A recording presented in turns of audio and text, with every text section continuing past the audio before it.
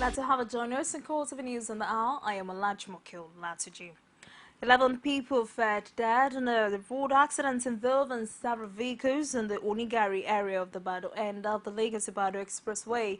The accident, which happened early Friday morning, according to an eyewitness, claimed no fewer than 11 lives. This, according to the witness, the accident occurred at about 6 a.m. and involved a lorry loaded with charcoal, a container truck, Mazda saloon car, and a 14-seater bus belonging to your state transport scheme. A female suicide bomber blew herself up on Friday morning at the popular tricycle park at the Gambari Market in the northeastern Nigerian city of Maiduguri. A vigilante and a witness have confirmed.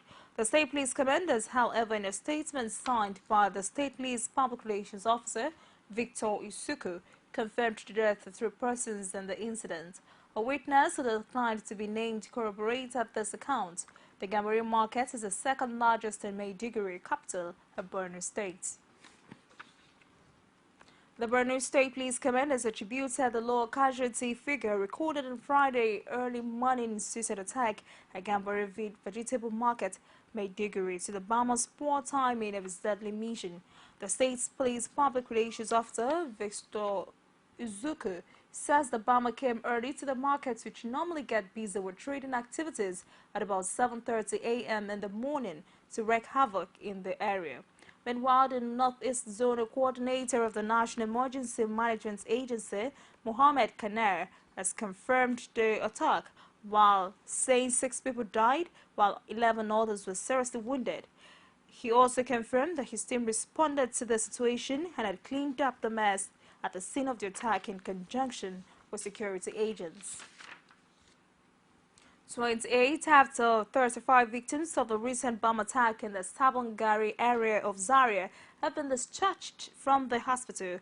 They were taken to the Ahmadu Bello Teaching Hospital after the bomb attack that killed at least 26 persons. The victims were mostly civil servants who had converged on the council secretariat for biometric verification. Amina Nebi has more in this report presented from our studios. We'll bring you details of that report in our subsequent bulletins. The Court of Appeal has set aside the decision of the National Assembly Election Petition Tribunal in Kogi State to strike out a case filed by Senator Smart Adeyemi of the People's Democratic Party against the election of Senator Dino Malaye of the All Progressives Congress. Delivering judgments in the appeal, Justice Muhammad Adume held that the tribunal was wrong in striking out Adeyemi's petition on technicalities instead of an unsubstantial justice. Justice Adume also ordered that the matter be returned to the tribunal for a trial. The appellate court further said the tribunal's position that the petition was not filed within the time frame allowed by law was wrong. We'll also bring you details of the report in its subsequent bulletins. Some senators from northern Nigeria who were part of the group of 11 of 87 that recently passed the vote of confidence on Senator Bukola Saraki have taken exception to being tagged anti-Buhari elements by a national newspaper. The Nation newspaper had in a report on Thursday listed 22 senators which it claims were working against the interest of President Muhammadu Buhari. But speaking on behalf of their colleagues at the news conference, some of the senators described the publication as uncharitable. They argued that those behind the report are the real enemies of the president.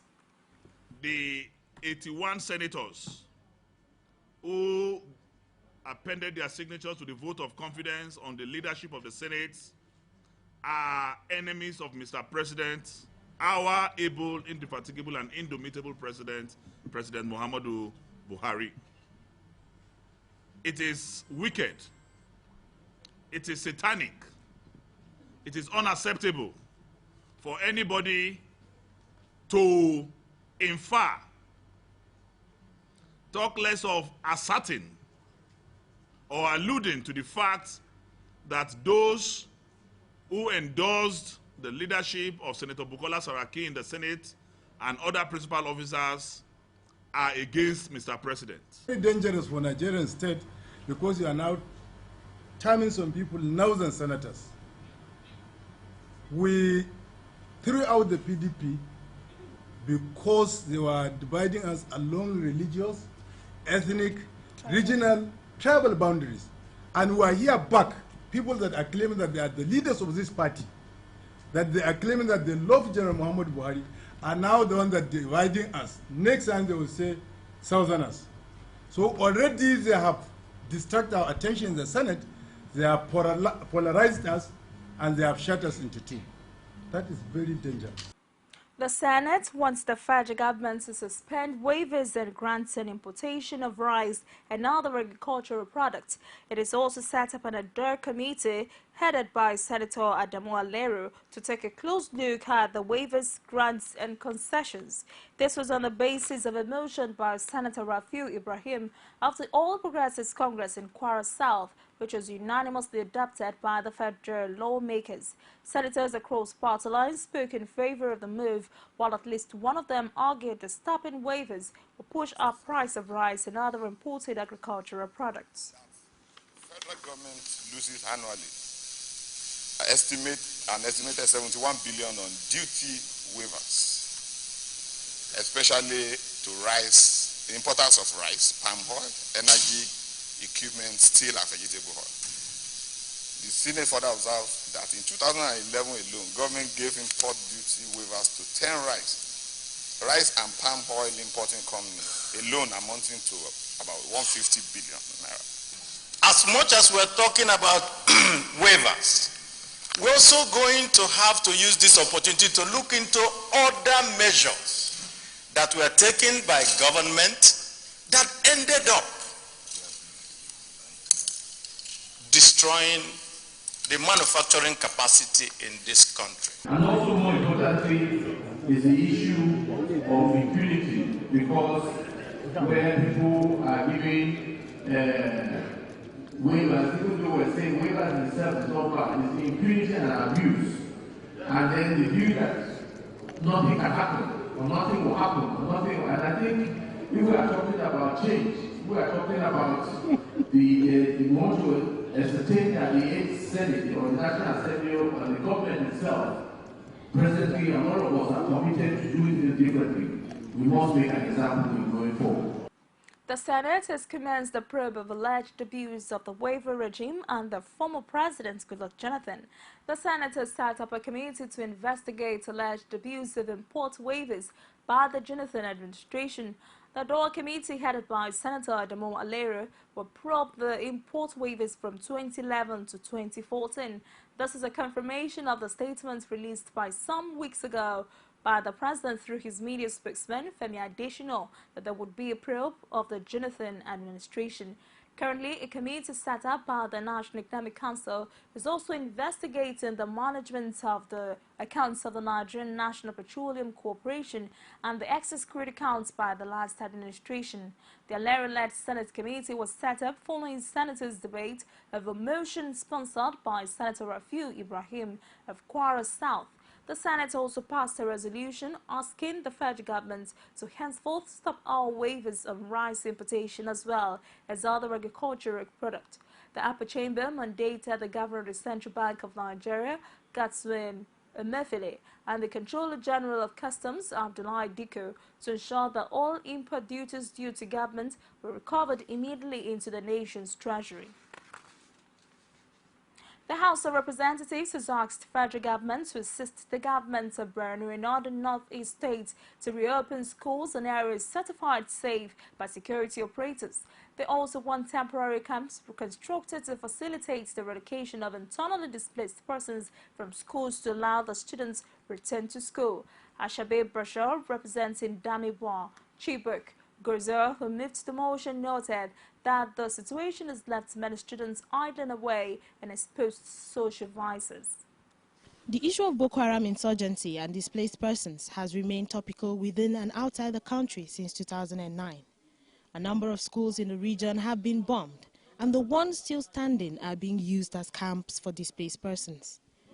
Curricular activities have for some time been disrupted in so many communities and towns, some for over 2 years. These, according to the lawmaker from Borno, are part of the reasons that informed the motion. All the schools have been closed for more than, in fact, getting to 2 years now. In fact, Borno State government for the past 2 years have been lifting our pilgrims from Jigawa International Airport, and Kano. The same thing applies to NYC. Borno State Corpers, they do their orientation camp in Benue. What is of most concern to me, my colleagues, is the closure of the schools. As we all know, the idle mind is a devil's workshop, and these students are prone to the negative vices that we all know, ranging from armed robbery, prostitution, joining the Boko Haram sect, drug abuse, and so on.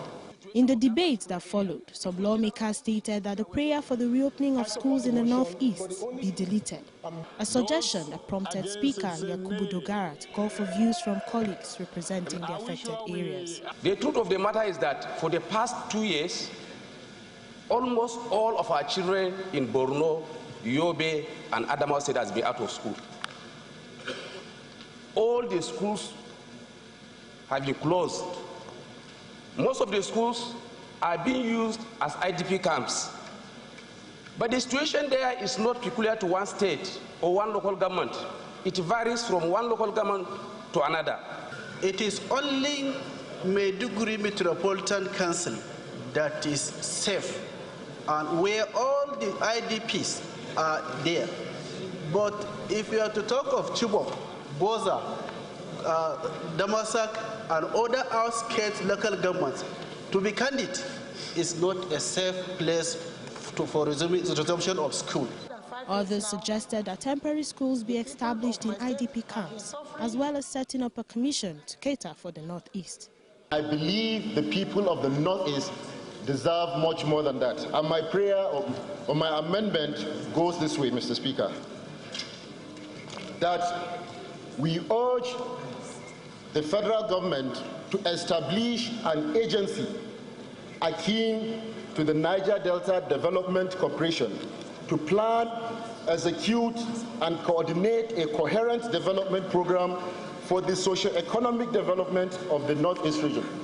After the rejection and adoption of several amendments, the House voted for the relocation of IDPs to temporary camps to be constructed by government. They also demanded for the reopening of schools in locations where security operatives can confirm and guarantee safety of lives. Basia Ye, CoreTV News, Abuja.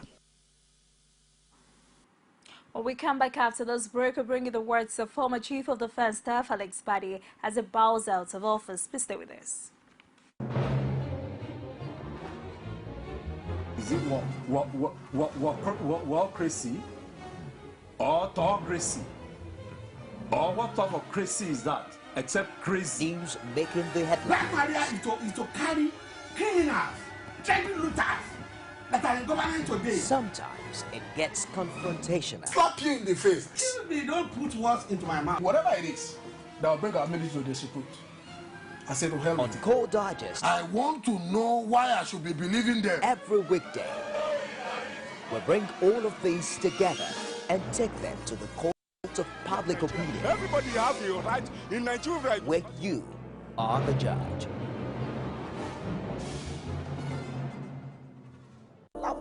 That's a sign of protest, saying that things are not good. Women share the most amazing thoughts. When it's close to the time, our people will protest on national issues. That was their own point. That was an accident. That is different. And they do it. Politics is about being a servant. Passionately. Without a woman, there will be no success at all. Sharing the adorable word of women. There are some women who have what it takes. In politics. Margaret Thatcher, Iron Lady. When she's too soft, she's too soft. Only on CoreTV News.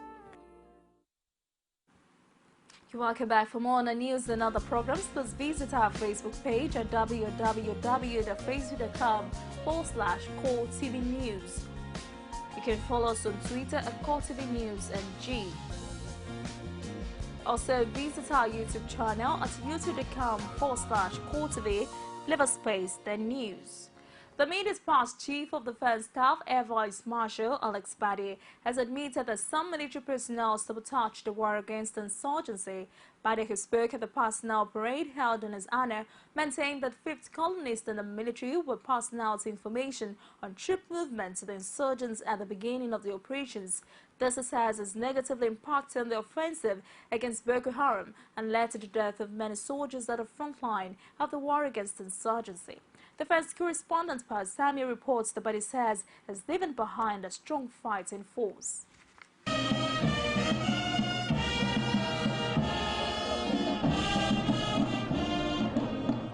This is the climax of a 38-year-long military service. Air Vice Marshal Alex Bade commissioned as a cadet officer in the 1970s, and several decades later, he is living as a former chief of defense staff. On Thursday, Bade was formally pulled out of the military, but he also was keen on using the opportunity to showcase his achievements. The high point of these homegrown initiatives was the production of the Gulma 1 UAV, which was unveiled by former President Dr. Goodluck Jonathan TCFR. Additionally, we embarked on the local training of UAV pilots, who saved the nation huge resources that would have been spent were they not to be trained overseas. I am particularly proud to state at this juncture that the UAV pilots we trained are currently the ones flying the Nigerian Air Force UAVs in the ongoing war against terror in the Northeast. Even though Bade has retired, he is not happy about the activities of some military officers whom he claimed collaborate with Boko Haram to disrupt operations in the Northeast. He spoke about its effect on troop morale, but expressed optimism that the war against insurgency will be won. The activities of field columnists in the military and other security agencies who lead operational plans and other sensitive military information to terrorists combined to make the fight against insurgents particularly difficult.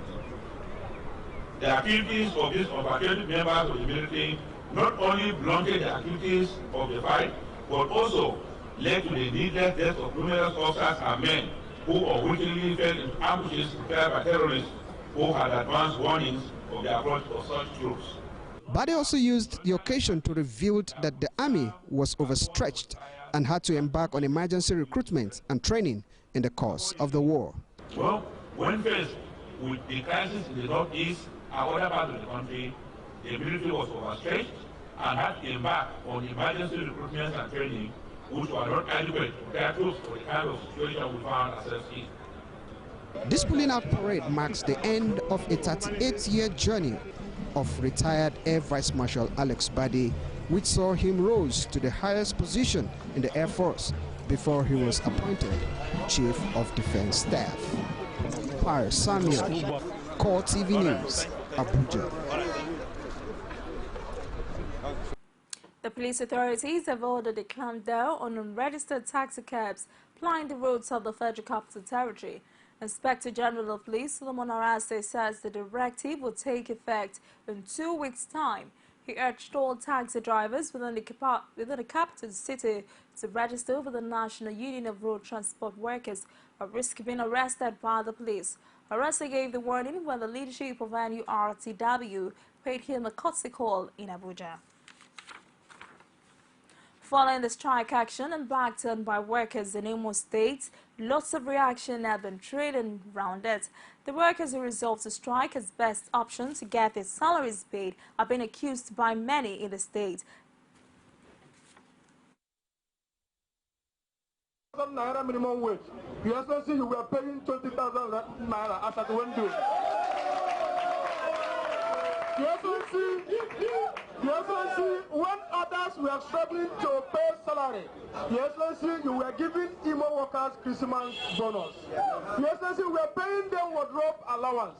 You also see we are asking, if we cannot remember yesterday, why are we looking forward to see tomorrow?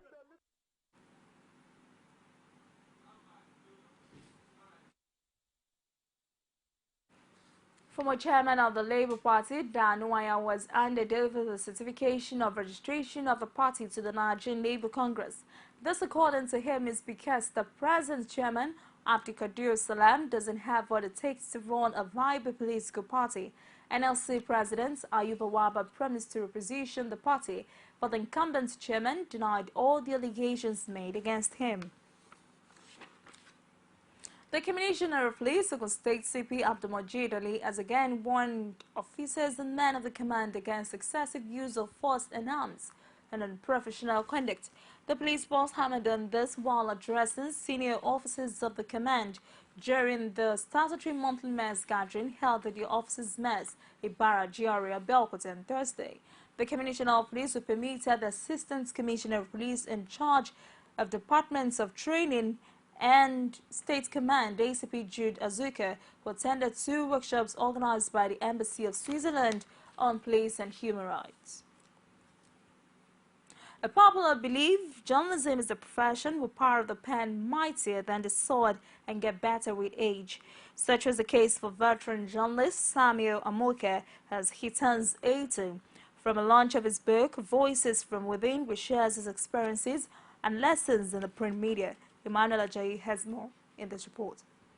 The gathering of professionals both at the print and broadcast industry. The hall was filled to capacity as journalists celebrates one of their own, Samuel Amoka, who hence joined the League of Octogenarians. The chairman of the day, former governor of Ogun State, Olusegun Oshoba, was present as he recalls the good old days with the host in his active service in journalism. Most people don't really know Sam enough. You call him Uncle Sam. His most famous column is not Sam. He was really famous as Offbeat Sam. His most famous column when he was still innocent. And I emphasize that. Until he started introducing me to all kinds of things, was Offbeat Sam.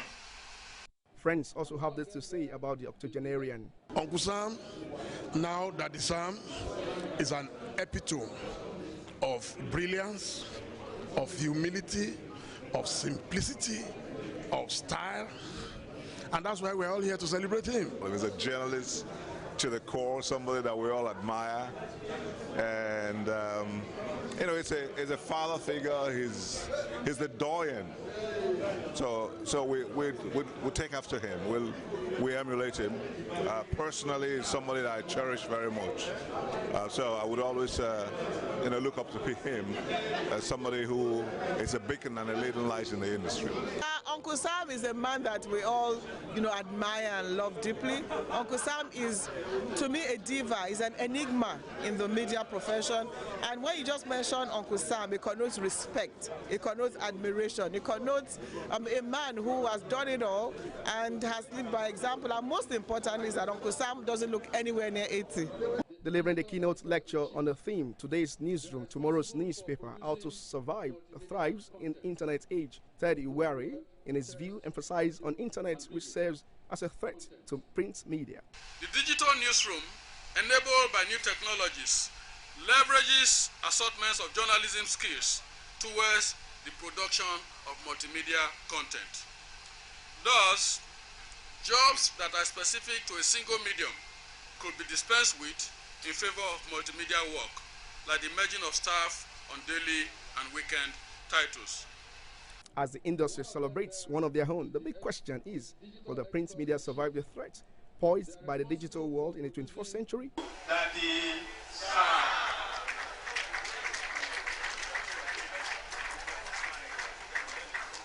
Emmanuel Ajayi, CoreTV News, Lagos. You're still watching CoreTV News, and now we'll take another break. I'll be back with stories. Please don't go away.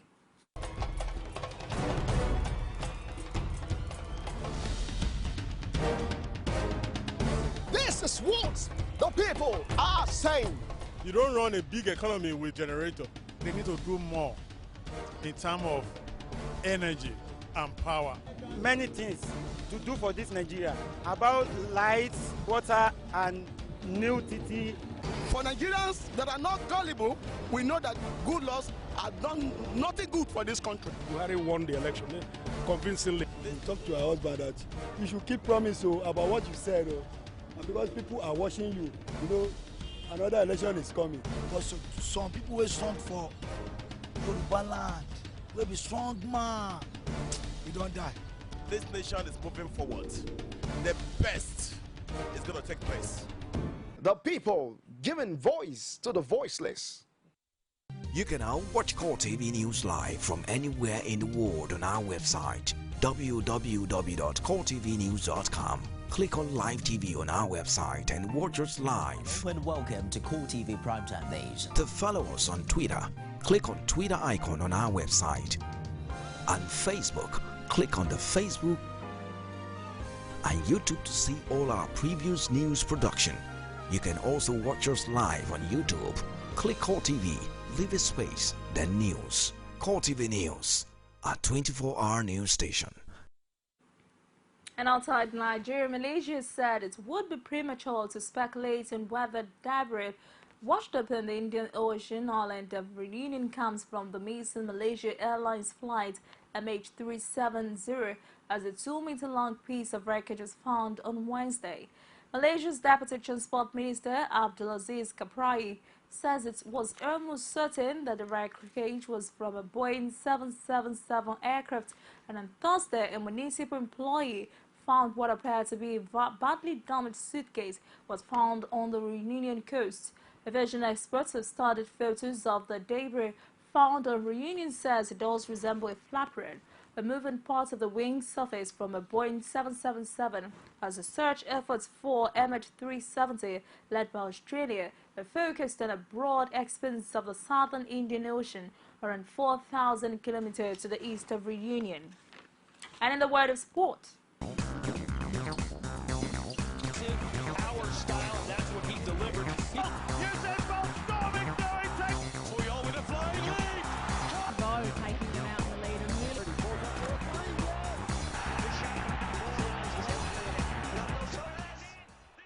Nigeria head coach Sunday Olise insists he has not backtracked on his promise of selecting only Nigerian footballers who applied their trade in First Division clubs for the Super Eagles. Some sections of the local media in Nigeria reported on Tuesday that the coach had made a U-turn from his initial pledge, but the trainers say that is not the case. But the gaffer, in a personal video posted on his timeline on Twitter, urges his followers and all Nigerians to ignore the rumor, insisting that he has not changed his mind about that initial pledge and those eligible to play for the Super Eagles. West Ham's hopes of qualifying for the Europa League group stage suffered a setback as they were held after leading 2-0 against Romania's Austria Gago. Goals by Enner Valencia and Mario Zarate put the Hammers in control of the third qualifying round before James Collins' dismissal changed the game. Fernando Baldwin made us 2-1 before debutant Angelo Ogbonna headed past his own keeper while attempting to clear. West Ham now face a tough test in the second leg in Romania on 6th of August. The Hammers had been in control for almost an hour before Collins' red card turned the tie upside down and left leaving Billet's side with its all to do to reach the playoff round. They also lost Valencia to a new injury to compound Billet's problem. Sapansa made a successful return to Europa competition by beating Vitesse Arnhem in the first leg of the Europa League third qualifying round tie. Playing their first Euro tie since 2003, Kasharia Appel opened the scoring with a right foot shot after Sadio Mané sneaked ball in. Dusan Dragic converted a penalty to double the lead after Maine was tripped in the area on the stroke of halftime. Substitutes Shane Long and Johnny combined leads owing as Long headed home. It was Saint's first win in European competition since 1981, and the two sides will meet again in the return leg in Annan next Thursday, where Norland's coincide in a strong progression that would send them into a playoff tie for a place in the group stages.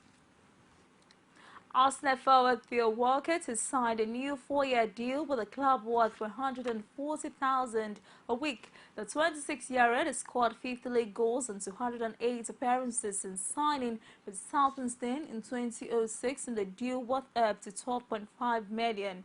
Spain midfielder Santi Cazorla, 30, has also signed a new deal, extending his terms for another 2 years.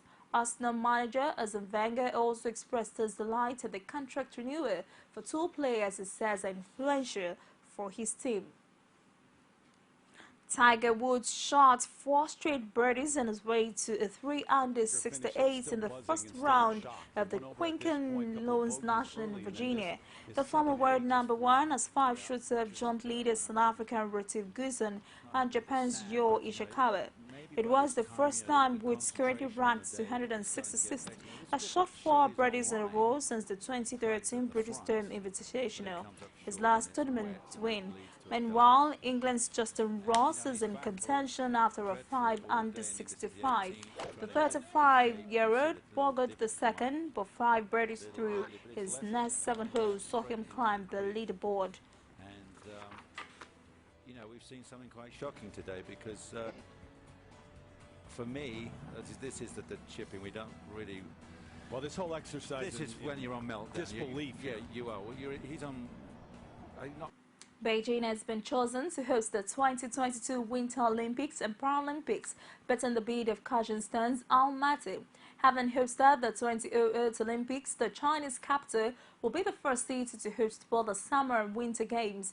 Beijing and Almaty were considered outsiders when the 2022 bid race opened 2 years ago. But after a host of European cities withdrew for political or financial reasons, the Chinese bid beat Almaty by 44 votes to 40 with a 1 abstention. But that's it to wrap on CoreTV News in the AM, and thanks for watching. I'm Olajumoke Olatunji.